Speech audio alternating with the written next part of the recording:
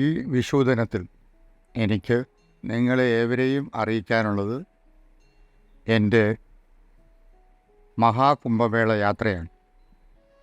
ആ പുണ്യസ്ഥാനത്തിന് വേണ്ടി ഞാനും എൻ്റെ ഏറ്റവും അടുത്ത സുഹൃത്തും കൂടിയാണ് ഇവിടെ നിന്നും 19-ാം തീയതി യാത്ര തിരിച്ചത്.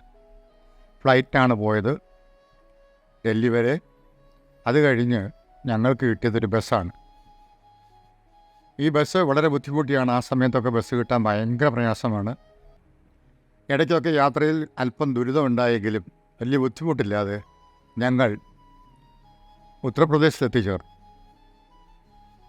എന്ന് പറഞ്ഞാൽ പ്രയാഗ്രാജിലാണ് കുംഭമേള നടക്കുന്നത്, നമുക്ക് എവർക്കും അറിയാം. പക്ഷേ 30 കിലോമീറ്റർ ഇപ്പുറത്തുള്ള ഒരു സ്ഥലത്ത് ഏതാണ്ട് 1 മണിയോട് ഞങ്ങൾ ബസ് നിർത്തി. കണ്ടക്ടർ പറഞ്ഞത് ഇനി എവിടുന്ന് അങ്ങോട്ട് ഒരു കാരണവശാലും ബസ്സിന് പോകാൻ സാധ്യതയില്ല, അതുകൊണ്ട് നിങ്ങൾ മറ്റേതെങ്കിലും രീതിയിലുള്ള ഉപാധി സ്വീകരിക്കേണ്ടതാണ് എന്നാണ്. അങ്ങനെ ഞങ്ങൾ അന്വേഷിച്ചപ്പോൾ 4 വീലർ ഒന്നും തന്നെ പോകത്തില്ല, 2 വീലർ മാത്രം അങ്ങോട്ട് ആളിനെ കൊണ്ടുവിടും എന്നറിഞ്ഞു. അപ്പോൾ തന്നെ 2-3 2 വീലറുകാർ ഞങ്ങളെ സമീപിച്ചു. കൊണ്ടുവിടാം എന്നുള്ള രീതിയിൽ അവർ സംസാരിക്കുകയുണ്ടായി. അതിന് മുമ്പായിട്ട് ഞങ്ങൾ അവിടെ ചെന്ന് കഴിഞ്ഞാൽ താമസ സൗകര്യത്തിനുള്ള കാര്യം ഏതാണ്ട് വളരെ നല്ല രീതിയിൽ ഒരുക്കി തന്ന ആർമിയിലെ ഒരു ഉയർന്ന ഉദ്യോഗസ്ഥൻ, കേണൽ തന്നെയാണ് അദ്ദേഹം. അദ്ദേഹത്തിനോട് നന്ദി പറയുന്നു. അദ്ദേഹം അതിനുവേണ്ടി ശ്രമിച്ചത് അദ്ദേഹത്തിൻ്റെ മദറില്ല, എൻ്റെ യോഗ ഇൻസ്റ്റിറ്റ്യൂട്ടിലെ ട്രെയിനറായിരിക്കുന്ന ശ്രീമതി മധു വിശ്വമാണ്. അവരാണ് അദ്ദേഹത്തെ പരിചയപ്പെടുത്തി ഞങ്ങൾക്ക് വേണ്ടിയിട്ടുള്ള അക്കോമഡേഷനും അതുപോലെ തന്നെ സ്നാനത്തിനുള്ള വഴികളും ഒരുക്കി തന്നത്. വളരെ ബുദ്ധിമുട്ടുള്ള ഒരു യാത്രയായിരുന്നു. ബസ് കഴിഞ്ഞിട്ട് ഞങ്ങളെ കൊണ്ടുപോയത്. വളരെ ദൂരത്തിൽ പോകേണ്ടിയിരിക്കുന്നു. 30 കിലോമീറ്റർ 2 വീലറിന് പുറകിൽ 2 2 വീലറിന് പുറകിൽ ഞങ്ങൾ ചെറിയ ലഗേജ് കൊണ്ടുവരുന്നുള്ളൂ. അങ്ങനെ ഞങ്ങൾ 2 പേരും ഓരോ 2 വീലറിൻ്റെ പുറകിൽ കയറി. ഏതാണ്ട് ഞങ്ങൾ ഈ താമസ സ്ഥലം എന്ന് പറയുന്നത് ഒരു ആർമി ക്യാമ്പാണ്. ആർമി ക്യാമ്പിൻ്റെ സ്ഥലം അന്വേഷിച്ച് ഈ 2 വീലറുകാർ 2 പേര് ഹിന്ദി സംസാരിക്കുന്നവരാണ്, ഹിന്ദിക്കാരാണ്. അവരോട് വിവരങ്ങളെല്ലാം ഞാൻ പറഞ്ഞ് അവർ ഞങ്ങളെ അവിടെ എത്തിച്ചു. സംസാരിച്ച് അവിടെ കയറി ഞങ്ങൾക്ക് അക്കോമഡേഷൻ തന്നു. ഡോർമെട്രി ആയിരുന്നു. ഡോർമെട്രി ആണെങ്കിൽ പോലും വളരെ സന്തോഷജനകമായ ഒരു അന്തരീക്ഷമായിരുന്നു അവിടെ. ആർമി ഹെഡ് ക്വാർട്ടറിൽ ക്യാമ്പ് ഓഫീസിൽ ഞങ്ങൾക്ക് ഒരുക്കി തന്നിരുന്ന അക്കോമഡേഷൻ. ചെന്നപ്പോൾ തന്നെ ഫുഡ് കഴിച്ചോ എന്ന് അവിടുത്തെ ഇൻചാർജ് ആയിരുന്നു ഒരു ഹവൽദാർ സാബ് ഉണ്ടായിരുന്നു. അദ്ദേഹം ചോദിച്ചു ഫുഡ് കഴിച്ചോ, ഇല്ല എന്ന് പറഞ്ഞു.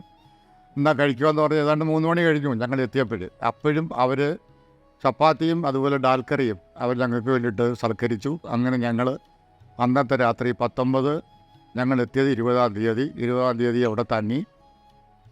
അപ്പോൾ ഞങ്ങളുമായിട്ട് സംസാരിച്ച കൂട്ടത്തിൽ ആർമിയുടെ ഓഫീസറുമായിട്ട്, അതായത് ഈ കേണലുമായിട്ട്, ഹരീഷ് എന്നാണ് അദ്ദേഹത്തിൻ്റെ പേര്, സംസാരിച്ച കൂട്ടത്തിൽ അദ്ദേഹം പറഞ്ഞു നാളെ അദ്ദേഹം വേറൊരാളിന് അദ്ദേഹത്തിൻ്റെ തന്നെ ബറ്റാലിയനിലുള്ള ഒരു സുബേദാറിനെയാണ് അദ്ദേഹം ഞങ്ങൾ സഹായത്തെയായിട്ട് ഏൽപ്പിച്ചത്.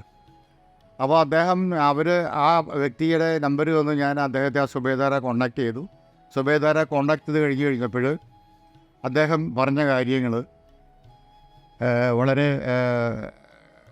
ബുദ്ധിമുട്ടുള്ള കാര്യമാണ് അദ്ദേഹം പറയുക. കാരണം എന്ന് പറഞ്ഞു കഴിഞ്ഞാൽ ആ സമയം ഫെബ്രുവരി സമയത്തും അവിടെ നല്ല തണുപ്പുള്ള സമയമാണ്. ഒരു നല്ല തണുപ്പുള്ള സമയമാണ്. രാത്രി നമ്മൾ പുതച്ച് വേണം കിടന്നുറങ്ങാൻ. ഫെബ്രുവരി ഞങ്ങൾ ഏതാണ്ട് 19, 20, 21 പറയുന്ന നല്ല തണുപ്പുള്ള സമയമാണ്. അപ്പോൾ അദ്ദേഹം പറഞ്ഞു ഞാൻ ഉദ്ദേശിച്ചത് എനിക്ക് ഈ തണുത്ത വെള്ളത്തിൽ കുളിക്കുക എന്നുള്ളത് വലിയ ബുദ്ധിമുട്ടുള്ള കാര്യമാണ്. ഞാനിവിടെ ഇളം ചൂടുവെള്ളത്തിലാണ് വീട്ടിൽ കുളിച്ചുകൊണ്ടിരിക്കുന്നത്. അപ്പോൾ എനിക്ക് നീരിറക്കം അതുപോലുള്ള മറ്റു രോഗങ്ങളൊക്കെ ഉണ്ടാവാൻ സാധ്യതയുള്ളത് കൊണ്ടും പനി ഉണ്ടാവാൻ സാധ്യതയുള്ളത് കൊണ്ടുമാണ് ഞങ്ങൾ പറഞ്ഞു ഉച്ചയ്ക്ക് 12 മണി കഴിഞ്ഞിട്ട് കുളിക്കാനുള്ള ഒരു സൗകര്യം ഒരുക്കി തരാമോ എന്നാണ് ഞങ്ങൾ ചോദിച്ചത്. അദ്ദേഹം പറഞ്ഞത് 12 മണിക്ക് എന്ന് കഴിഞ്ഞാൽ നിങ്ങൾക്ക് കാല് കുത്താനോട് സ്ഥലം കാണത്തില്ല, അതുകൊണ്ട് അതിരാവിലെ ഒരു 4 മണിക്ക് നിങ്ങൾ എഴുന്നേറ്റ് ഏത് മോട്ടോർ സൈക്കിളിസ്റ്റിനെയാണോ നിങ്ങൾ സംസാരിച്ച് അല്ലെങ്കിൽ കൊണ്ടുവിട്ടത് അവരെ രണ്ടാമത് വിളിക്കാൻ പറഞ്ഞു.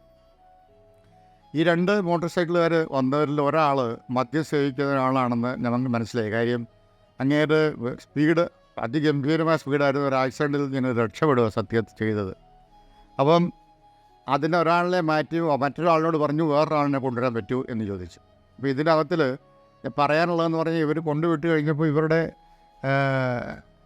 കൂലി എന്ന് പറയുന്നത്, ഇവർക്ക് കൊടുത്ത പൈസ എന്ന് പറയുന്നത് അവരെ വിലപേശി 2500 പറഞ്ഞ് അവിടുന്ന് അവസാനം പറഞ്ഞ് 2 പേർക്കും കൂടി ഞങ്ങൾ 2000 രൂപ കൊടുക്കേണ്ടി വന്നു 30 കിലോമീറ്റർ ഞങ്ങളെ കൊണ്ടുവിടുന്നതിന്. അത്രയ്ക്കും വലിയ ബുദ്ധിമുട്ടുള്ള കാര്യമായിട്ടാണ് അവർ പറഞ്ഞത്. ഈ ഇടയിൽ ഇങ്ങനെയുള്ള സ്ഥലത്ത് കൊണ്ടുപോകാൻ ഭയങ്കര ബുദ്ധിമുട്ടാണ്. ഇതേ റേറ്റിൽ തന്നെ വെറും 5 കിലോമീറ്റർ ഞങ്ങൾ താമസിച്ച സ്ഥലത്ത് നിന്ന് ക്യാമ്പിൽ നിന്ന് 5 കിലോമീറ്റർ മാത്രമേ ഈ പ്രയാഗ്രാജ് എന്ന സ്ഥലത്തിലേക്ക് കുളിക്കുന്ന സ്ഥലത്തേക്ക് ഉള്ളെങ്കിൽ പോലും റേറ്റ് അതൊക്കെ തന്നെ ആയിരിക്കും. കാരണം റേറ്റിന് യാതൊരു കുറവുമില്ല എന്ന് പറഞ്ഞു. എന്തായാലും ഞങ്ങൾ പറഞ്ഞതനുസരിച്ച് 4 മണിക്ക് എഴുന്നേറ്റ് ആ സമയത്ത് തന്നെ പോയി കുളിക്കുന്നതിനുള്ള ഒരു മനസ്സുണ്ടാക്കി ഞങ്ങൾ. അങ്ങനെ ഞങ്ങൾ ഏതാണ്ട് ഒരു 4 മണിയായപ്പോൾ എഴുന്നേറ്റ് നിന്നു. ഇവർ 2 മോട്ടോർ സൈക്കിളുകാർ വന്ന് ഞങ്ങളെ കൊണ്ടുപോയി വിട്ടതെന്ന് പറയുന്നത് സത്യത്തിൽ ഈ ആർമിക്കാർ പറഞ്ഞ സ്ഥലമല്ല. ആർമിക്കാർ പറഞ്ഞത് സരസ്വതി ഘാട്ടായിരുന്നു. ഞങ്ങളെ അവർ കൊണ്ടുപോയത് കാളിഘാട്ടിലാണ്. കാളിഘാട്ടെന്ന് പറയുന്നത് അവിടെ ഈ ബോട്ട്, ചെറിയ ബോട്ടുകൾ റെഡിയായി കിടപ്പുണ്ട്. അവർ ഈ ബോട്ടുകാരോട് പറയും, അവർ നമ്മളെ കൊണ്ടുപോകും. 2000 രൂപയാണ് ബോട്ടിൻ്റെ ചാർജ്. അപ്പോൾ അവരവിടെ കൊണ്ടുവന്ന് നമ്മളെ എവിടെയെങ്കിലും കൊണ്ടുവന്ന് കുളിപ്പിച്ചിട്ട് പോരും. ഇവിടെ കുളിക്കുക എന്ന് പറയുന്നത് ഗംഗയിൽ വളരെയധികം ആളുകൾ ഞങ്ങൾ കുളിക്കുന്നു. ഞാൻ അതിൻ്റെ ഫോട്ടോ അതിൻ്റെ കൂടെ ഇടുന്നുണ്ട്. വളരെയധികം ആളുകൾ കുളിക്കുന്നുണ്ട്. പക്ഷേ യഥാർത്ഥമായി കുളിക്കേണ്ടത് ഗംഗോത്രി, അതായത് ത്രിവേണി എന്ന സ്ഥലത്താണ്. അതായത് സംഗമ സ്ഥാനത്താണ് കുളിക്കേണ്ടത്. അവിടെയാണ് കുളിച്ചു കഴിഞ്ഞാൽ അതിൻ്റെ പ്രയോജനം ഉണ്ടാകുക. 3 നദികളും ഗംഗ, യമുന, നമുക്ക് കണ്ടറിയാം. ഈ 2 നദികളും ഒരു നദിയുടെ വെള്ളത്തിലെ കളർ എന്ന് പറയുന്നത് ഏതാണ്ട് വൈറ്റും മറ്റൊന്ന് പച്ച നിറവുമാണ്. ഇത് രണ്ടും വന്ന് സംഗമിക്കുന്ന സ്ഥലത്ത് നമുക്ക് കാണാൻ പറ്റി പച്ചയും വെള്ളവും, അതായത് വെള്ള നിറവുമുള്ള വെള്ളം രണ്ടും കൂടെ ഒരുമിച്ച് ചേരുന്നത്. 3ാമത്തെ സരസ്വതിയാണ്. സരസ്വതി എന്ന് പറയുന്നത് ഗുപ്ത നദിയാണെന്നാണ് പറയുന്നത്.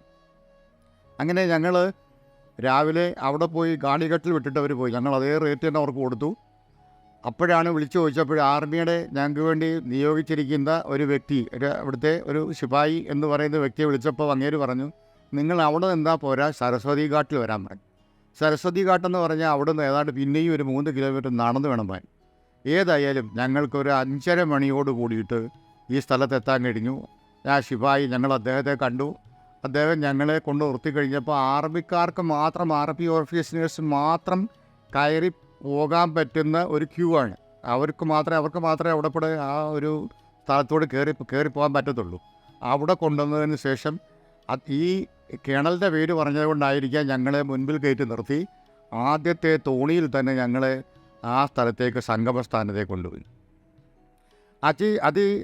മനോഹരമായ ഒരു യാത്രയായിരുന്നു. ഏതാണ്ട് 40 മിനിറ്റ് എടുക്കും അങ്ങോട്ട് പോകാൻ. ഈ ഗംഗോത്രിയുടെ നടുഭാഗത്തേക്ക് എത്തി, അല്ലെങ്കിൽ ആ ഭാഗത്തുനിന്ന് കുറച്ചുകൂടെ മുന്നോട്ട് മാറി കരയിൽ കുളിക്കണമെന്നുണ്ടെങ്കിൽ 40 മിനിറ്റ് എടുക്കണം. അതിവിശാലമായ ഗംഗയും യമുനയുടെയും മധ്യഭാഗത്തു കൂടി പോകുമ്പോൾ സൂര്യൻ്റെ ചുമന്ന നിറത്തിലുള്ള സൂര്യൻ്റെ ആ ഉദിപ്പ് നമ്മളെ അത്ര മനോഹരമാണത്. സത്യത്തിൽ ഇളം കാറ്റ് നമുക്ക് തലയിൽ എന്തെങ്കിലും ഇടാതെ നമുക്ക് പോകാൻ പറ്റില്ല, കാരണം അത്രയും തണുപ്പുണ്ട് അവിടെ. ഏതായാലും 40 മിനിറ്റ് കൊണ്ട് ഞങ്ങളെ അവർ ആ സ്ഥലത്ത് എത്തിച്ചു. അങ്ങനെ ഞങ്ങൾ അവിടെ ഇറങ്ങി സ്നാനം ചെയ്തു. അതിൻ്റെ ഫോട്ടോ അതിനെടുത്തുണ്ട്, ഞങ്ങൾ 2 പേരുടെയും കുളിക്കുന്നതിൻ്റെ. അപ്പോൾ സ്നാനം ചെയ്തതിന് ശേഷം പിന്നെ 40 മിനിറ്റ് ഇങ്ങോട്ട് തിരിച്ചു വരണം. ഈ തിരിച്ചു വരവും അതേ രീതിയിൽ 40 മിനിറ്റാണ്. അന്ന് ഞാനെടുത്ത ഫോട്ടോകൾ, അതായത് ആളുകൾ നിന്ന് കുളിക്കുന്നതും ആളുകളുടെ 4 വശത്ത് എത്രയോ ലക്ഷക്കണക്കിന് ആളുകളാണ് ഒരേ സ്ഥലത്ത് തന്നെ തങ്ങി നിൽക്കുന്നത് കണ്ടു കഴിഞ്ഞാൽ മനസ്സിലാക്കാൻ പറ്റും. ഇതിനകത്ത് വളരെ പ്രധാനമായിട്ട് പറയേണ്ട ഒരു കാര്യം, വളരെ ഹൈജീനിക്കായിട്ടുള്ള ഒരു സിറ്റുവേഷനാണ് വെള്ളത്തിൽ എനിക്ക് കാണാൻ കഴിഞ്ഞത്. കേരളത്തിലുള്ള പലരും പറയുന്നുണ്ട് അതിനകത്ത് മൊത്തം അണുക്കളും അതും ഇതുമായിരിക്കും, അല്ലെങ്കിൽ തേങ്ങ ഒഴുകുന്നുണ്ട്, മാല ഒഴുകുന്നുണ്ട്. സ്ഥലങ്ങളിൽ, അതാത് സ്ഥലങ്ങളിൽ ഇത് വൃത്തിയാക്കാനുള്ള എല്ലാ ബന്ദോബസ്തും ഫെസിലിറ്റീസും അവിടെ കൊടുത്തിട്ടുണ്ട്. വാഹനമായാലും ശരി, ഈവൻ വെള്ളത്തിൽ തന്നെ ആംബുലൻസ് എത്ര എണ്ണം കിടപ്പണമെന്നറിയാം. ആ നദിയിൽ തന്നെ ആംബുലൻസ് ഇട്ടിട്ടുണ്ട്. എന്തെങ്കിലും പ്രശ്നം ഉണ്ടായി കഴിഞ്ഞാൽ ആളുകളെ പെട്ടെന്ന് തന്നെ കൊണ്ട് ഹോസ്പിറ്റലിൽ എത്തിക്കാനുള്ള എല്ലാ സംവിധാനം, പോലീസിൻ്റെ ക്രമീകരണങ്ങൾ എല്ലാം വളരെയധികം നന്നായിട്ട് ചെയ്തിട്ടുണ്ട്. 40 മിനിറ്റ് കൊണ്ട് തിരിച്ച് ഞങ്ങൾ കരയിലെത്തിക്കഴിഞ്ഞിട്ടാണ് ഞങ്ങൾ പിന്നെ കുംഭമേള സ്ഥലത്തേക്ക് ചെറുതായിട്ടൊരു എത്തിയോട്ടം നടത്തി. കാരണം അവിടെ എത്തിക്കഴിഞ്ഞു കഴിഞ്ഞാൽ പൊടിയുടെയും അതുപോലെ തന്നെ ഇതുപോലുള്ള മറ്റു കാര്യങ്ങളും ഇഷ്ടംപോലുള്ളത് കൊണ്ട് പെട്ടെന്ന് അസുഖബാധിതനാകാനുള്ള സാധ്യതയുണ്ട്.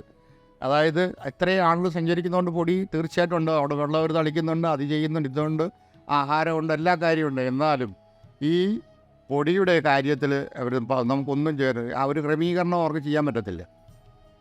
അപ്പം അങ്ങനെ ഞങ്ങൾ ഈ കുംഭമേളയിൽ ഗംഗോത്രി, അതായത് ഈ പറയുന്ന ത്രിവേണി സംഗമ സ്ഥാനത്ത് കുളിക്കാനുള്ള ഒരു മഹാഭാഗ്യം ഞങ്ങൾക്ക് സിദ്ധിച്ചു എന്നുള്ളതാണ്.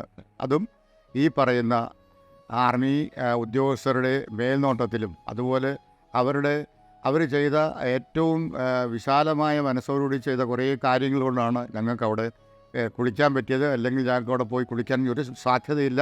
മറ്റുള്ളവരെല്ലാം കുളിക്കുന്നത് ഗംഗയുടെ തീരത്തുള്ള ഏതെങ്കിലും ഭാഗത്ത് കുളിച്ചിട്ട് മഹാകുംഭമേളയിൽ സ്നാനം ചെയ്തു എന്നുള്ള പേരേ വരുന്നുള്ളൂ. പക്ഷേ യഥാർത്ഥ രീതിയിൽ കുംഭമേളയിൽ കുളിക്കണമെന്നുണ്ടെങ്കിൽ ഈ ദിവസങ്ങളിൽ ഉണ്ടാകുന്ന മാസ്മരിക ശക്തി, എനർജിയുടെ മാസ്മരിക ശക്തി നിങ്ങൾക്ക് ലഭിക്കണമെങ്കിൽ തീർച്ചയായിട്ടും ഗംഗോത്രിയിൽ തന്നെ കുളിച്ചേ മതിയാവൂ. 3 ത്രിവേണി, അതായത് 3 സംഗമ സ്ഥാനത്ത് തന്നെ ചെന്ന് കുളിച്ചു കഴിഞ്ഞാൽ മാത്രമേ അതിൻ്റെ പുണ്യം കൂടുതലായിട്ട് നിങ്ങൾക്ക് കിട്ടത്തുള്ളൂ. ഗംഗയിൽ കുളിച്ചാൽ അതിൻ്റെതായിട്ടുള്ള പരമമായ ഗുണമുണ്ട്, ഇല്ലെന്ന് പറയുന്നില്ല. പക്ഷേ ഇതാണ് സത്യം. ഞങ്ങൾ 23 തിരിച്ച് 24 ഞങ്ങൾ വീട്ടിലെത്തുകയും ചെയ്തു. എല്ലാവർക്കും നമസ്കാരം.